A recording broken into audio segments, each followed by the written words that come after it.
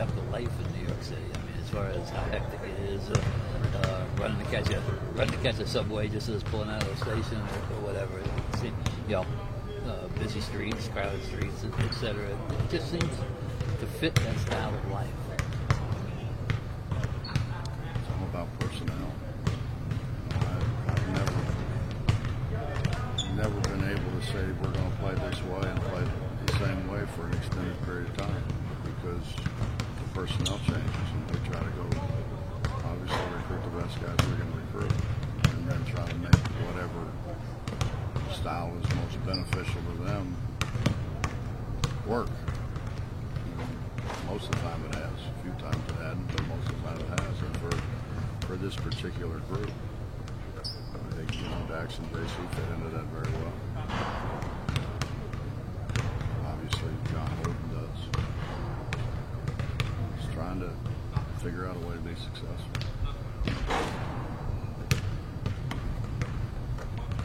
When you look at rebounding out of the zone, usually when teams don't do that, it's effectively just a matter of losing your man, because you're not in a man stance. Is that what happened against Texas Tech as well?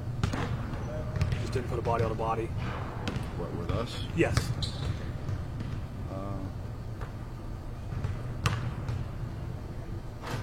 I think it was our guards. Our guards just kind of turned and watched the ball and didn't block anybody out. Generally speaking, somebody has a high post man, but that's a guard's responsibility to block out.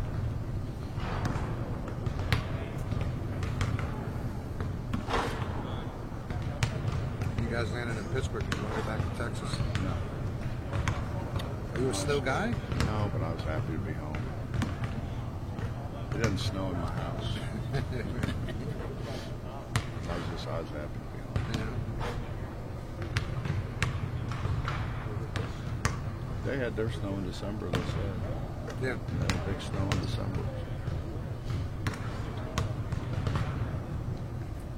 Actually, Pittsburgh was easy. Getting into Pittsburgh was easy. Right. Getting from Pittsburgh to the West Virginia line was really easy. And then You can read into that any way you want.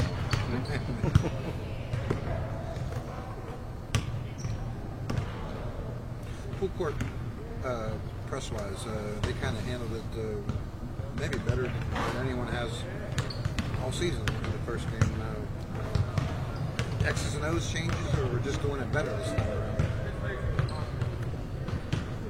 I think they had 18 deflections. We had 18 deflections in the first 6 minutes. To the K-State game?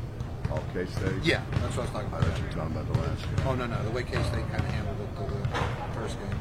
I don't know if it was them or us. Yeah. We didn't do a very good job. We didn't close any traps. When you have two guys on one and they don't stay between that guy and the basket, they just kind of open up like the Red Sea parting. We didn't do very good. We were fundamentally very poor.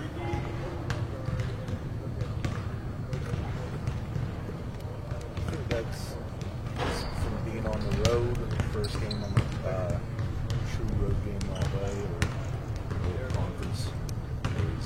I don't know what being on the road would have to do with it. Guy has the ball here. Why would you jump on his side? Two guys jump, one on one side, one on the other side, and let him pass the ball forward. I don't know what being on the road would have to do with that. It's just our execution was very poor. what's different about this matchup this time around? Playing in Morgantown rather than Manhattan, they're pretty much the same. I mean, they're not going to change. They're going to really try to guard the lane, try to make you shoot it over top of them.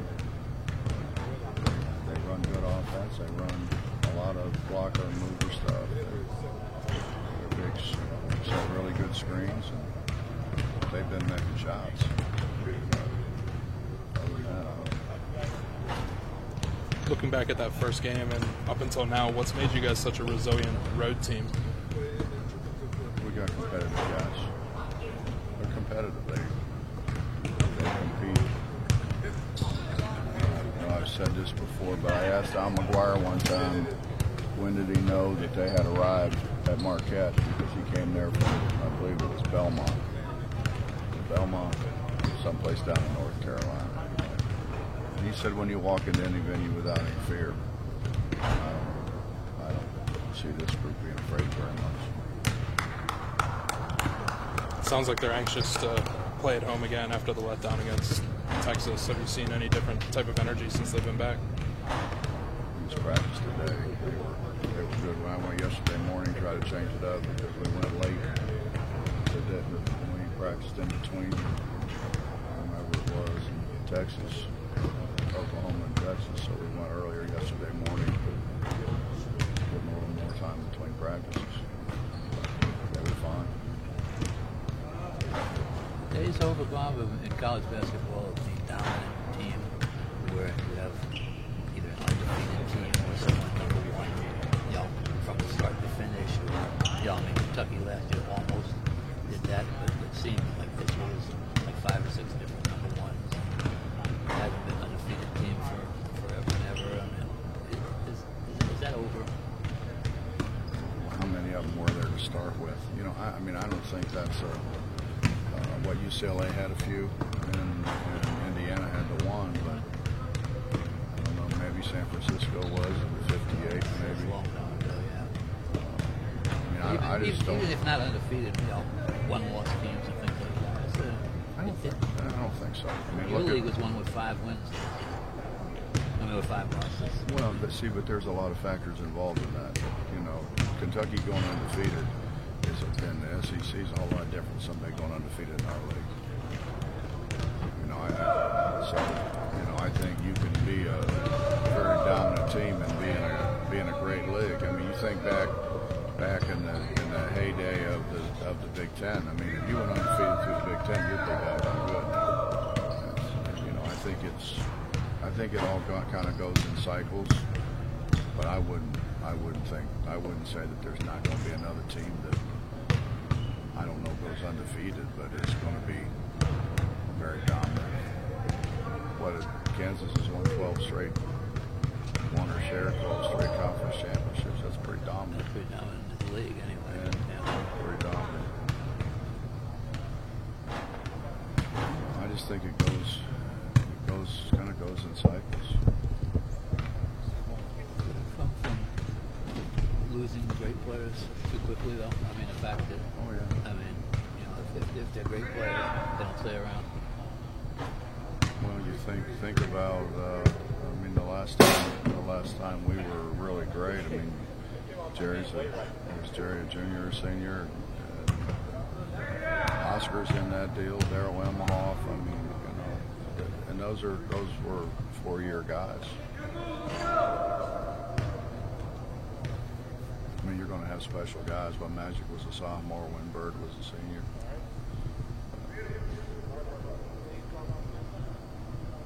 I don't think that's what's created parity. I mean, this deal about scholarships going from 15 to 13 didn't do it. What did it was the high major guys lose guys at such a I don't want to say alarming, but maybe that's the right word, an alarming rate, where a lot of mid-major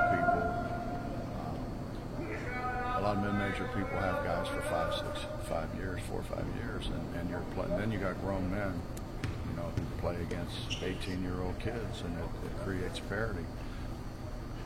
I think the shame of the thing is this 5th-year deal, where you look at a guy like Gary Waters, who loses a guy to Michigan State, loses a guy to Louisville, loses a guy to Wichita State. He would have had those. You put those guys with the group that he has, and that he would be, I think, on par with a lot of the so-called high major people. I think this will probably get me in trouble, but most things do. Who cares? I think we've made rules for individuals without caring about the whole. And I think that's wrong. I think when you choose to be part of a group, you give up some of your individual rights. and they make that choice. They make the choice to join a team. A team is a group of people. It's not one person. And we continue to make rules for individuals without ever thinking the effect it has on the whole. And I think that's totally wrong. You talked about it some the other day, but similar to the graduate transfer rule, the new collegiate rules allowing guys to kind of test the NBA waters. I think it's wrong. I think it's wrong. I think we don't care about what happens to the rest of the guys. The reason it was changed to start with is because we all said, okay, now we're going to lose our best player. Who do we replace him with that late in the year? Everybody's already signed somewhere else. Is that fair to the other guys? Or do you just say, okay, fine, you're going, go. We got to get somebody now. I just don't think it's a good rule. I don't think anything that puts one individual before the group is fair.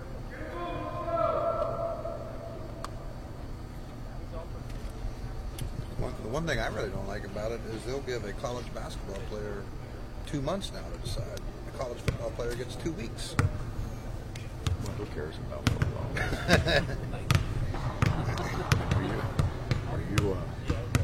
And they're playing in February too, is that right? Well, yeah, you got a point there. But No, that's not right. James Naismith's rolling over in his grave.